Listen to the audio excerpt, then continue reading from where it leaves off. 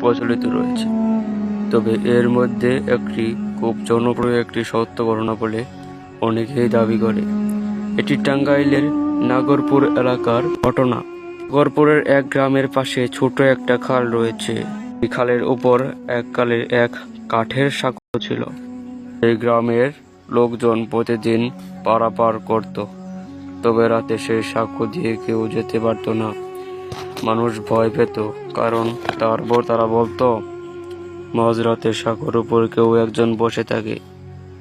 অনেকেই দাবি করত অদ্ভুত এক কণ্ঠ শুনেছে, সাহায্যের জন্য ডাকে। ১৯৮০ সালে ঘটনা। গ্রামের যুবক আলম খুব সাহসী, ভূত প্রেত বা অলৌকিক কিছুর কথা বিশ্বাস করত না। এক রাতে সে বন্ধুরা মিলে গল্প করে ফিরছিল।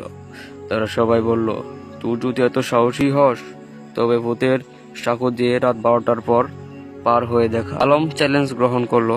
তার বন্ধুরা দূর থেকে তাকে দেখল।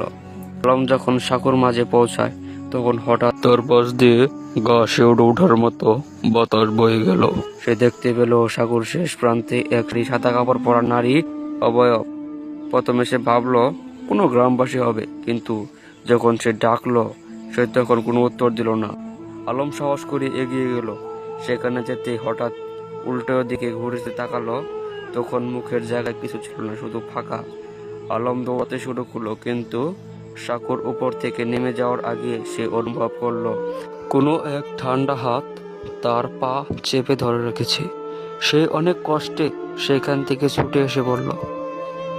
তারপর কি হয়েছে জানতে কমেন্ট বক্সে পার্ট 2 লিখে এখনই বলুন এবং আমাদের চ্যানেলটা সাবস্ক্রাইব করে রাখুন। ধন্যবাদ।